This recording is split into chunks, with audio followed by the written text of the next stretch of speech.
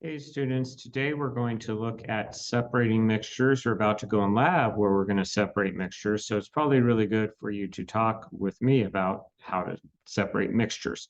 We've already talked about what mixtures are, and it is a physical physical change because we're just changing the spacing to put things together to make a mixture. So how do we take apart a mixture? Well, sometimes it seems easy, sometimes it doesn't seem easy, but here's the key. Because it was always a physical change to make a mixture in the first place, we're going to physically change by unmaking the mixture. It's still going to be a physical change, no chemical reactions going on, just physical changes, changing the spacing is what we're doing, not breaking bonds or anything like that. Okay, so there's 7 methods we're going to very fast go over. So you should have the notes page ready, and here we go. First one's decanting. With decanting, you let the solid sink to the bottom, then you pour off the liquid and hope you get like all the liquid over there and all the solid here in your original container. You can imagine that doesn't always work the best, but a lot of the times it works good enough. So like a septic system, a septic tank tends to do that, lets the solid settle, and the liquid then goes on out of it in order to like water your yard or something like that. It is something that we just did today in on-ramps chemistry. We had in our test tube and we mixed stuff and some solid formed, and we used the centrifuge to get the solid to sink to the bottom, and we could pour off the liquid. And the solid was some particular ions and the liquid was some other ions. And so we were separating those ions. Notice the spacing change, the physical change there, spacing change to separate it. Your blood will do the same thing. I know you think blood's like one thing, right? But it's really not. There's a lot of components in your blood. And you put that in a test tube and put it through a centrifuge, it would separate as well. Okay. So it's got to beware. Okay, this is going to separate things that are not totally dissolved. They may be mixed up at the moment, but they are not dissolved. If I try to do this with Kool-Aid, where I have the flavor and the sugar and the color dissolved in water, it's not going to separate because it doesn't work for things that are dissolved. It only works for things not dissolved. So what sort of things does it work for? I'm going to get myself a color here. Here we go. Let's talk about solutions. Oh, no, I said it doesn't work for solutions. Suspensions, where undissolved particles that settle. Oh, yes, it could work for suspensions. I personally would recommend use circle suspensions. I don't think my circle is going to look that good. So I'm just going to check mark. But do indicate highlight or circle or underline suspensions that would work for suspensions. Colloids, the undissolved parts do not settle. Well, no, that's the key for decanting. The solids must float down or be centrifuged down. And so no, it won't work for that. Does it work for substances that vary a lot in shape, size, or other physical properties? Well, okay, so it doesn't necessarily even sound like anything's dissolved there. So that's not gonna work. Okay. Solids not dissolved in liquids. Well, if I have solids not dissolved in liquids, they should settle. So yes, I could do that. Solids not dissolved in gases. This is interesting to think, but yes, technically we could do it for that too. The solids would settle, and we could, if the gas is more dense than air, we could definitely like totally pour it off. Solids that were dissolved in liquids. So no. We said no. Dissolved will not work. Has to be like chunks that are not dissolved. Okay. Liquids dissolved in other. Oh no, I said dissolved, and no, it won't work. Okay. Liquids dissolved in. No, can't do it with dissolved things. Iron, cobalt, or nickel. Well, okay, but in solids or liquid, like if they're in the liquid, sure. If they're in solids, like just stirred in with other solids, no, because I really kind of need a solid and a liquid going on there. So I'll let you decide if you want to mark the last one. It only would work for the liquids part, not the solids part. Okay. So really, though, we're looking at suspensions, solids not dissolved in liquids, solids not dissolved in air, and that's a good list there. So if I have one of those situations, I'm going to do decanting. Another situation, and you do this all the time, is mechanical separation. So we can separate plastics before they get recycled by just their color. We can separate Skittles, which I still want to know how these colors came from that bag of Skittles. But anyway, I'm sure you could dump out a bunch of Skittles and start sorting them by color. This is how my kids eat Lucky Charms. Don't know how you eat Lucky Charms, but I watch them do this. They pick out all the marshmallows and they won't put it in another bowl. They'll just eat the marshmallows.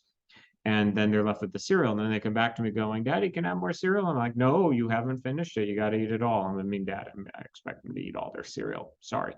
Okay. So mechanical separation. Somehow, some way you can like reach in with fingers or some other mechanical clause or method that will let you sort things by color and shape and size, even density, things like that. Okay. So let's go through solutions where things are evenly spread and dissolved. No, I would not be able to reach in and pull anything apart. Suspensions where the undissolved parts that settle. No, not really. I'm not easily going to be able to reach in and grab out the solids from the liquids. Not going to really be good there. Colloids, undissolved parts that do not settle. Again, no, not going to be all that great to do that. Substances that vary a lot in shape, size, or other physical properties. Yes. That's a go. That's a win. Let's do that. So again, you could underline, you could highlight, you could circle. I'm going to check mark there. Substances that vary a lot in shape, size, or other physical properties is like definitely a good thing to separate with mechanical separation. Solids not dissolved in liquids. Well, again, no, that's going to be difficult to do. Solids not dissolved in gases, same issue. Solids that were dissolved in liquids. We already talked about that. Liquids dissolved in other liquids dissolved. Okay, you get the idea here. So really, I would only say this one. And again, yeah, if you had iron, cobalt, or nickel like stirred in with other solids, maybe the chunks are big enough for you, but it would depend on the situation. The one I was really looking for, though, was substances that vary a lot in shape, size, or other physical properties. Hope you caught that. That's like right there in the definition of mechanical separation.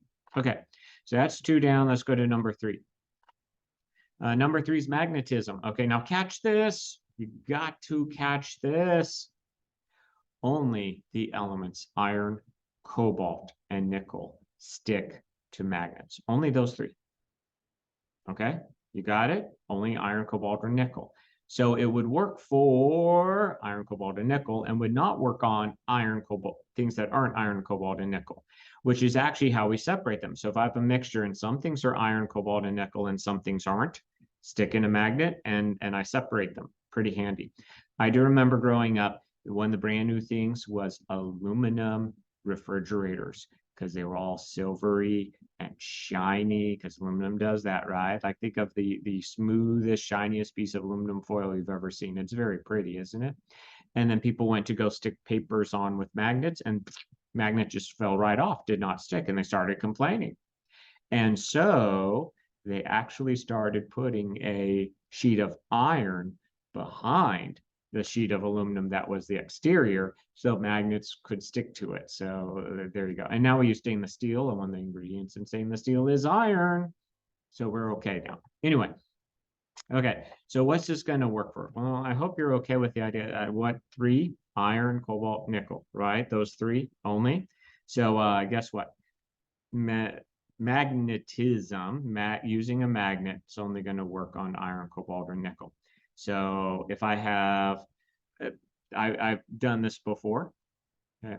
I have those jars of, random bolts and nuts that get left over from projects when they give you extras and you don't need them. I keep those. And so I was just kind of the other day, I was like, okay, I need to like get my shed roof a little better. It's an old roof, but I need to like attach it better, but I don't want to use anything iron because I don't want it rusting. I want something that's not going to rust because it's outside, So what I do is actually I had a magnet, and every time I found a screw that seemed like it would be a good one, I tested it to see if it would stick to the magnet or not. Okay, so iron, cobalt, nickel would be the things magnetism would work well with. All right. Filtration. Guess what you need for filtration? Filter. I know, shocking. Yeah. Okay, so filtration is using a filter, but what do you call a filter might actually vary depending on the situation. Okay, so like look at this. Pouring this, it looks like they were making stock here with a bunch of ingredients. and then they were flavoring the liquid. This is filtration. You look at that going, that's not much of a filter. Well, I know the holes in the filter are big, but it does count as filtration. And that's exactly how filters work. They vary the size of the holes. Now, the filters we're used to in chemistry, like the holes are tiny, you won't see them. But there are holes in the paper. And so the liquids and things dissolved in the liquids go through, and the solids get caught because they're bigger than the holes. And so this does count as filtration here. This is more like what we do in chemistry here. But you probably have an air filter on your air conditioner / heater unit that you have in your house. Even when I had a window air conditioner, like there was a filter for when it pulled the air in the room in before cooling it down and blowing it back out. There was a filter there that like once a month I would open it up and I would clean off the filter and I put it back, and there we go. I even have a filter in my shower. No, it's weird to say, but the little drain thing that catches the hair. Okay, it doesn't really catch much my hair, but in theory, it would catch the hair and not let the hair go down the drain. That would be a filter. Okay. The key is the solids you want to catch need to be larger than the holes. So in chemistry, we use very tiny holes so we can catch lots of solids. In other cases in life, it depends on what you want to catch. Okay.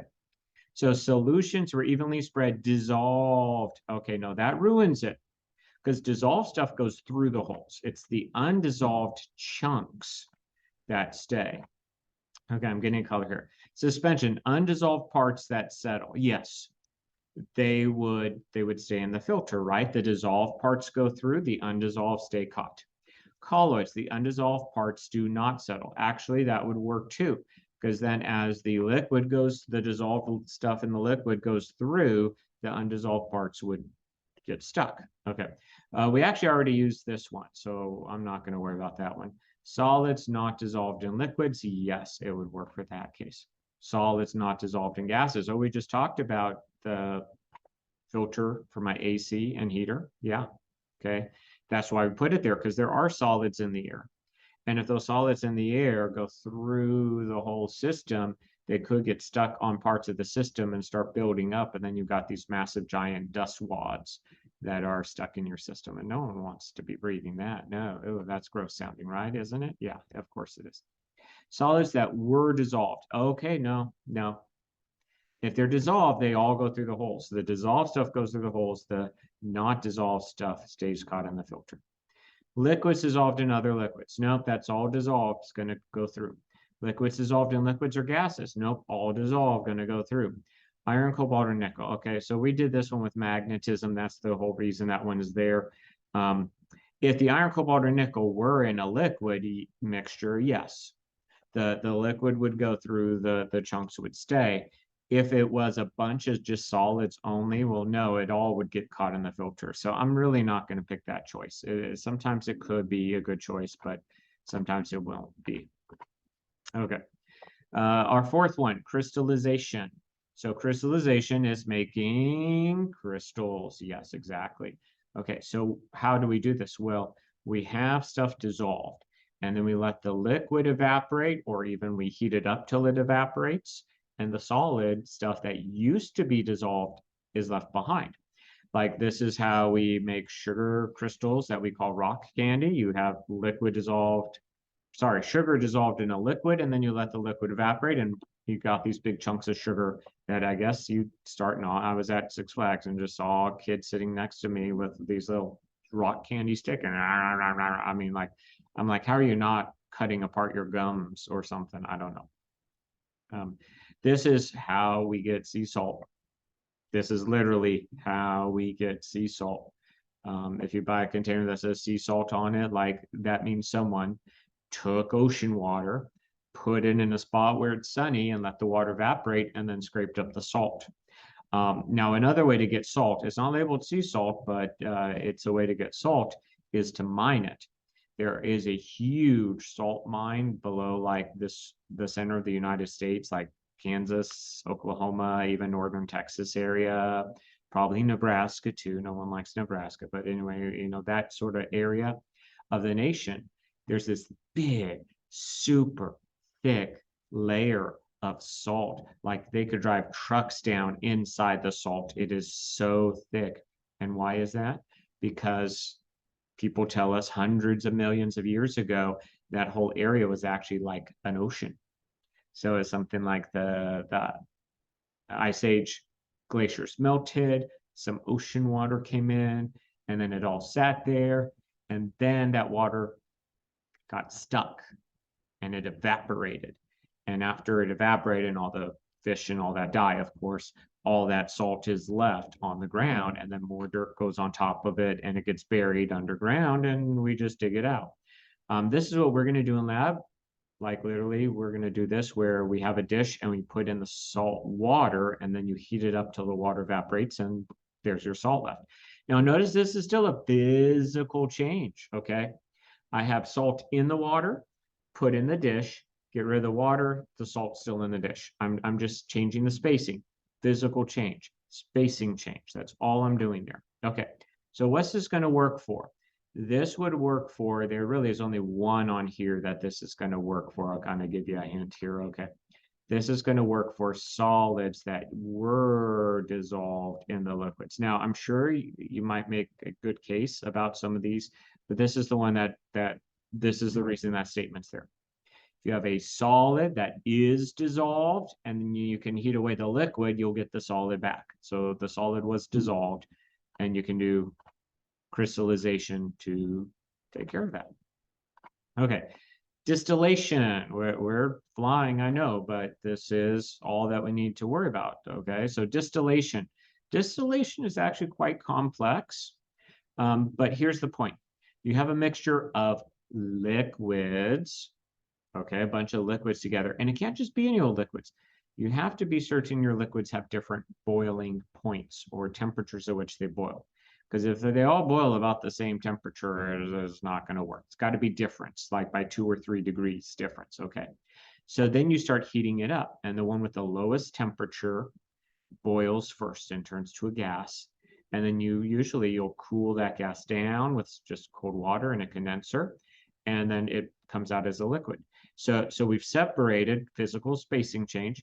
We've separated the first one, the one with the lowest boiling point, and now it's in this other container. I guess is the pink stuff in this picture here. Okay, if you're following the picture, and I can just take it and use it and sell it and whatever. Okay, then the rest of the stuff in here, I keep boiling, but I make it hotter. So then the next one with the next lowest boiling point is going to boil, turn to vapor, cool down, and be caught.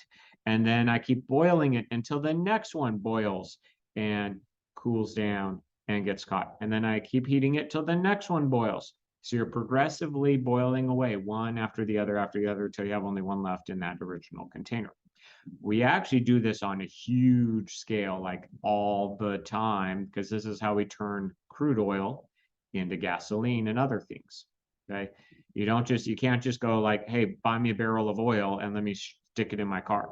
Would not work. Don't do that. Bad for your car. Okay, so we take the crude oil and they stick it into these large distillation columns like this here. Like, look at the size of the factory, and then this is how big the column could be. Like, seriously, if you ever see those plants where they have these big towers that are, like 8-10 stories high, and the rest of the plant's like 2 stories high, but they're probably doing this, okay? So up near the top where it's cooler, the parts of the oil that boil at low temperature gets vaporized and condensed and caught, and that's things like our petroleum gas, or we would call this liquid propane. So this is for my barbecue grill. Okay. Little bit hotter than that I need in order to boil away the part that's going to become gasoline. Little bit hotter than that, I can boil away the stuff that ends up as jet fuel. A little bit hotter than that, I end up with stuff that could be caught and sold as diesel, and so on and so forth. And then like way down at the hottest stuff at all, like you got to wait till everything else is gone. And all that stuff you have left is actually like what we would consider asphalt, like the stuff we would put on our roads. Okay, so crude oil is lots of liquid hydrocarbons all mixed up. They have different boiling points, so I can separate them based on what temperature I get them up to. Okay, that's distillation. Okay, So let's see which one of these is going to work for distillation. Liquids, dissolved in liquids with different boiling points. That's what I need. I hope you're catching that there's only one that like says that. So there we go. Liquids dissolved in other liquids, different boiling points. If I knew some of these other boiling points, then yes, some of these other might work, but it's got to be with very different boiling points, you know, can't be very close boiling points. If it's close, it won't work. All right, we're almost to the end. Chromatography, big fancy name. It's fun to say chromatography. Chroma means color, ography means to like map out. And check it out, I got a little color map. Isn't it pretty in that beaker there? Okay, so chromatography is a way to separate mixtures based on how they bond. So they need to bond differently, okay? So this works with like food colors. These were probably food color samples here. You can see on the far end, I would have had green food color because it split into blue and yellow. And we're going to do this, not right now, but we're going to do this lab. So later in the year, when we actually do our bonding unit, we're going to go in and do this with some colors. It'll be fun. You'll like it. Trust me on that. Okay. What do we know from this? I know the blue did not bond to the paper as well as the yellow did. That's why the yellow is lower down. It sticks to the paper better with bonding. Because they're different molecules, they bond differently, they could be separated. This was probably a pure blue color, a pure pink color, and a pure yellow color. And you can see they're pure. There's no other things in them. Now that's one of many, many, many, many, many forms of chromatography. There are so many forms of chromatography. When I did in college a lot, as I was getting my chemistry degree, was called column chromatography, which is what I have a picture of here. And you load the column with something that kind of sort of looks like sand. It's a special compound that you buy and you put in columns specifically, but it kind of sort of looks like sand. And then you put in your sample, whatever it is you want to separate. You put in your mixture at the top. Then the mixture starts flowing down through the column. Well, here's the thing. The special sandy stuff you put in your column will cause some of the mixture to bond well and then some of it not well. And the part that doesn't bond well goes through the column fast. And the part that does bond well sticks to all that sandy stuff well and stays a lot longer in the column. So you could, so see how the like burgundy color here, it must not bond well. It went through fast. So I can start collecting it down here. And then once all the burgundy is through, and I'm kind of like watching the clock going, la, la, la, okay, eventually the stuff that bonds well can get caught. Now, we don't necessarily wait to catch what's coming out of it. We normally have like a bunch of test tubes in a row, and we like catch this amount here, and this amount here, and this amount here, and then we do another test to actually see where our different compounds are. But that's column chromatography as well. The whole point of all chromatographies is differences in the way the molecules bond. Okay, so if they bond in a similar way, it won't work. They got to bond differently to separate them. So that's what I'm looking for in here when I look for the ways that, okay. Okay, so liquids dissolved in liquids, or gases dissolved in gases that have different types of bonding. There we go. That's the reason this one's on there. Okay. So this one here is what we do. Okay. So if you've been kind of keeping track, that like gives us at least one for everything of these. Okay. I couldn't get very creative. Like some of these are very specific. Okay. So there we go. That was chromatography. All right. So what did we just talk about? 7 different ways to physically separate mixtures. Physical separate, because every time it's just a spacing change separating the mixture parts. Like at one point in time, it was a spacing change to stir them together. Now I'm doing the opposite. Okay. So if I gave you something now and told you it's a mixture, I actually expect you'd be able to figure out which of the 7 you could use to separate them. I have literally like given you all the possibilities here. Any other separation method that you might ever find in life out there is actually just a combination of some of these. And we can combine them. And in fact, in lab, we're going to use several of these, not all at once. We're going to like, let's do this to do this, and let's use this to do that. And then with whatever's left over, let's do this. And with whatever's left over, let's do that. That's how we're going to use it. So every separation ever of a mixture is got to be using one or more of these 7. Okay, so there you go. You know it all now. You will actually find it very helpful to have this paper with you as you go into lab and do lab. So you might be prepared to do that. And I will see you later.